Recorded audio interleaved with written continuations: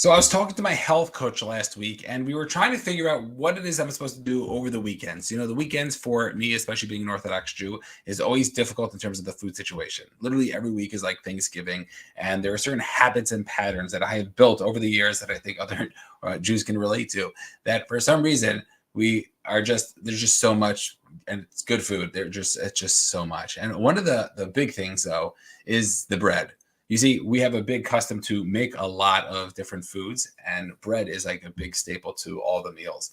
And I asked my coach, I'm like, what am I supposed to do when like we're giving out the bread? Like, should I be having bread? Should I not be having bread? Like, how am I supposed to handle this in terms of like the new way of living? We won't call it a diet, right? The new way of living that I'm supposed to be having. And he told me, he's like, you know what? At the end of the day, like if you have two pieces, like it's not a big deal. But what we don't want to do is we don't want to like go down for like 4 or 5, 6 pieces. But like understand that if you can start to like make that shift, then all of a sudden like you're going to be fine.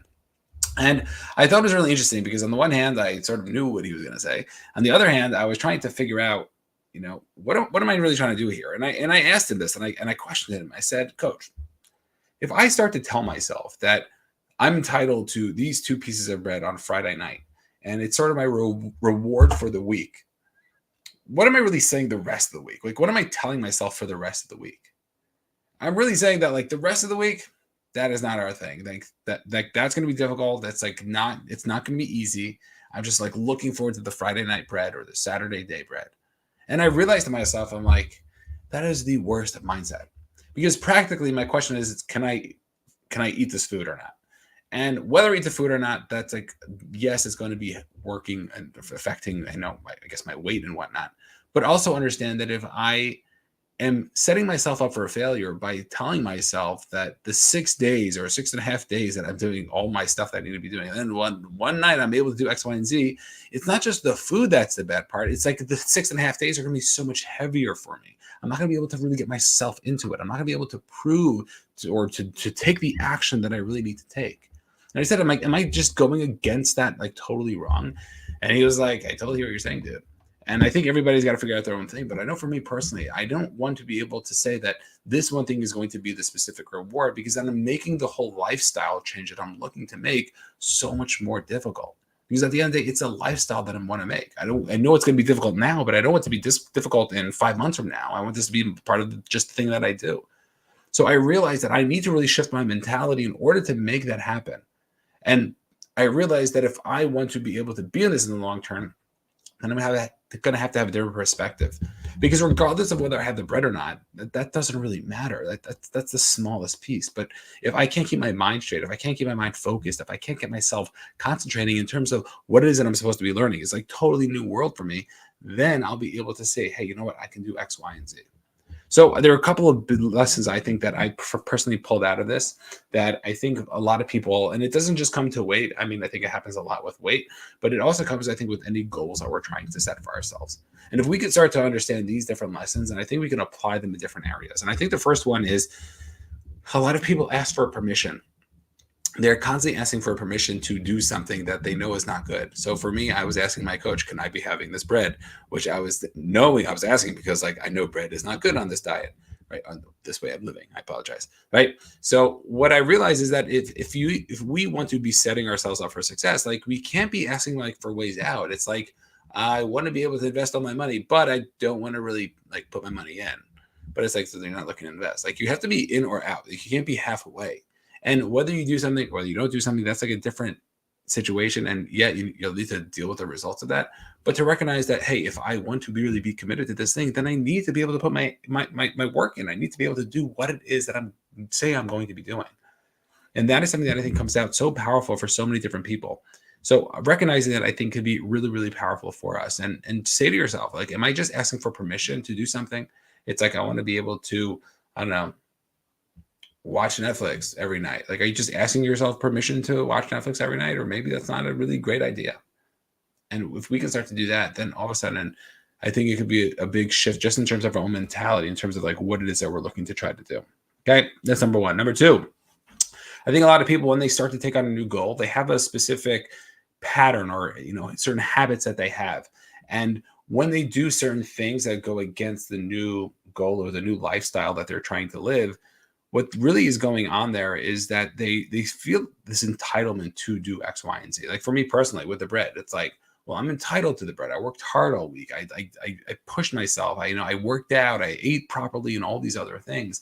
And there's this little bit of entitlement that we believe that we deserve because we did X, Y, and Z. And the truth is like you don't deserve it. If you want certain results, you have to follow the process.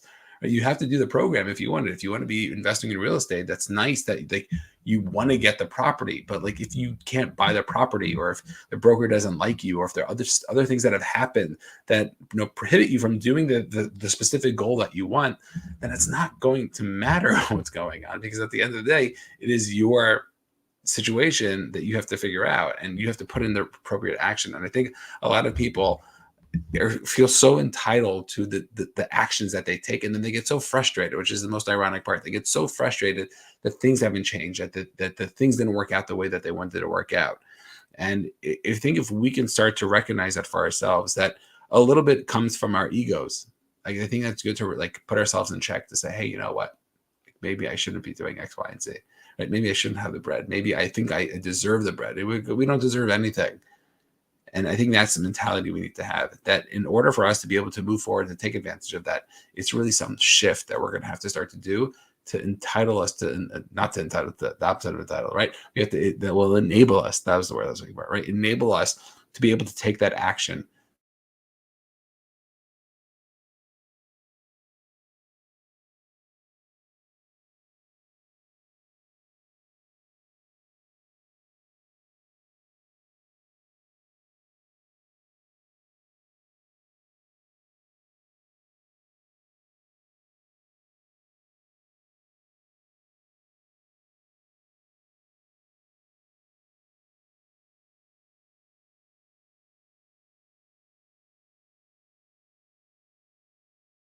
So stuck. We are so stuck in terms of what it is that we want to be doing. We get so stuck in terms of the process that is necessary, because we think that there's an easier way around. There's literally my 20s, my whole 20s. I like really wanted to be successful, but I kept trying to find the shortcuts that I wasn't just walking on the path. It's like, dude, you walk on the path, you'll get there. Like you'll get there eventually. But for some reason, like I always needed a shortcut. I needed like an easier way to do something. And it wasn't like an easier way to like help me move forward. It's like I need like a different path. Like I need to try to find like this back door in order to move forward, as opposed to like taking a bicycle that will help me move faster. Like those are two different types of shortcuts. So what we can start to try to do is, when it comes to our goals, is realize that certain work is necessary. Certain work is we're gonna have to put in. And if we can start to recognize that, then we can start to get our expectations, set up. Because I really believe that one of the biggest things why people are so upset with just, I don't know, in their lives, or so frustrated, is that their expectations are wrong. They have the wrong expectations of how things are supposed to be. They have the wrong expectations about how their life should really be. And if we could just start to shift that, that could be a really big difference. Because for so many of us, we want to be able to be doing more. We want to be able to take that success. We want to be able to take things to the next level, and yet we're not able to. And the reason why we're not able to is because we have that wrong expectation, because we think it's supposed to be X, Y, and Z, but really it's ABC. And that is something that is so powerful. It's something that has shifted me. I know for me in my 30s so much. So recognizing that, I think it really being a big difference in terms of what it is that we want to be doing. The next idea I want to speak about, in terms of me and my health coach, JC, is the idea of being committed. And I think a big part of any goal is the commitment part. And I know it's hard, because the thing that pops out to me when I say commitment is like, but aren't there times that you do have to change, right? I don't know if anybody's thinking that, right? Well, there are times you have to shift. So if you're already going into a specific goal saying, if it's too hard for me, I'm going to shift, then you're like setting yourself up for failure. That you're just setting yourself up wrong, because you can't go into a specific thing. You can't say, like, can't go into a business deal saying, I am going to lose money. Right. Okay. So you proved yourself right when you lost the money, but like, that's not going to like be helpful at the end of the day. And what we need to realize is that if we want to be able to do something, if we want to be able to move forward, if we want to be able to really achieve the goals that we want, we have to stay committed. And what is commitment? I guess you could define, how do you define commitment? So for me, it's like you commit until period, and that's it.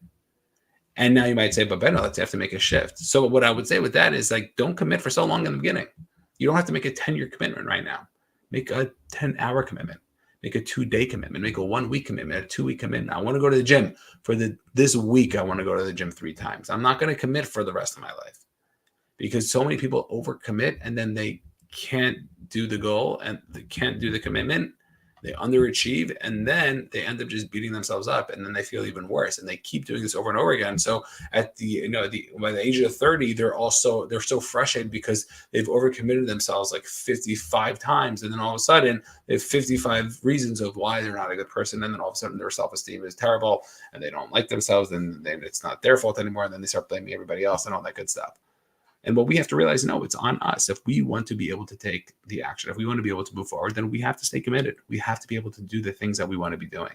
And that is something that I think for so many people, it's so difficult. So recognizing that, I think, could be a really, really, really big idea in terms of like what it is that we want to be doing. And if we can start to do that, then all of a sudden we have this ability to take advantage. We have this ability of making those things happen.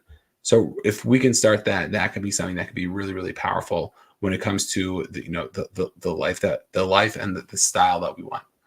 So if we can stay that, then we will be able to continue to move forward. The next thing, a lot of times when people get into new goals, one of the big things that happens is that they get so committed to the goal, or they'll get committed to the goal, but then it's going to be very difficult in the beginning. And the reason why it's difficult is because like you've never done it before.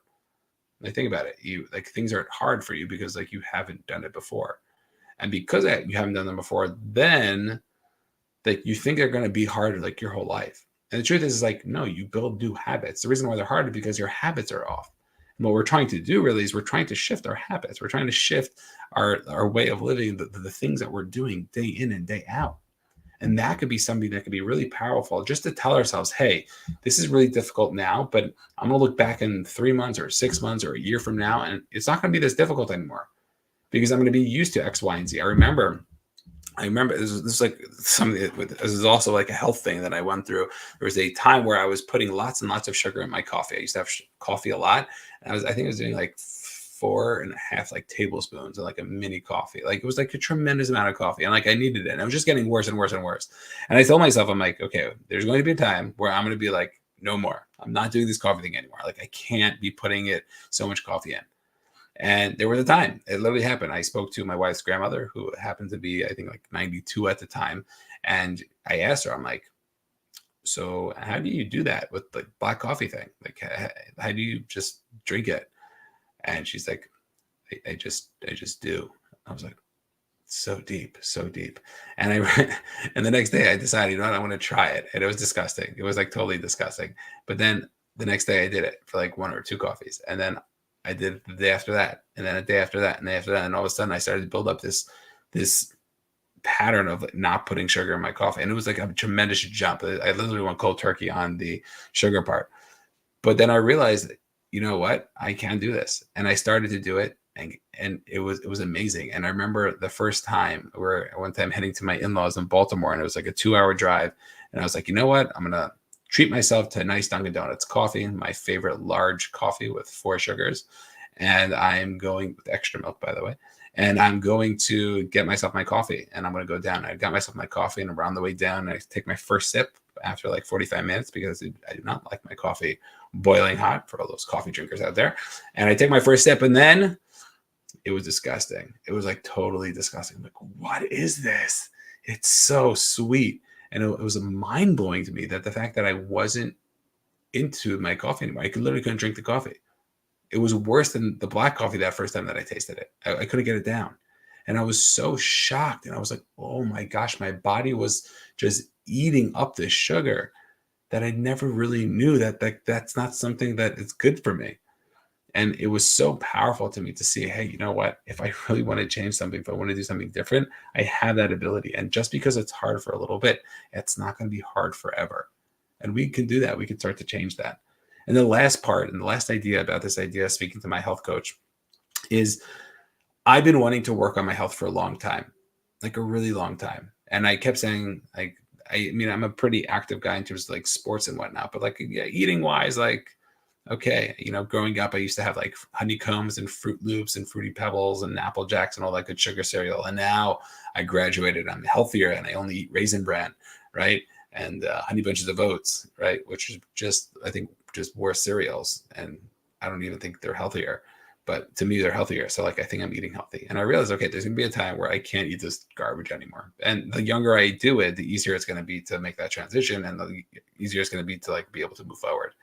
And what I realized is that I can't do it by myself. Like, I need somebody. Like, I need somebody to help guide me, somebody to hold my hand, somebody I could ask my questions to. And I found a coach. I found somebody who my friends used, and I said, you know what, I would like to use you. And because of that, I was able to, and I'm still working on it. So I hope in a couple of months I can still talk about how I'm still doing everything now. But I realized that like it was such a massive gain for me, because I knew that if I wanted to grow, if I wanted to become somebody, if I wanted to really take advantage of this, then I'm going to need to get that help. And I think for so many of us, there's certain things in our life that we want to be able to get help in. And for some reason, we just can't get that help. And if we could start to say to ourselves, hey, you know what? I could start to move forward. I could start to take advantage of that. Then we might just be able to take advantage of, to take that, to be able to do those things.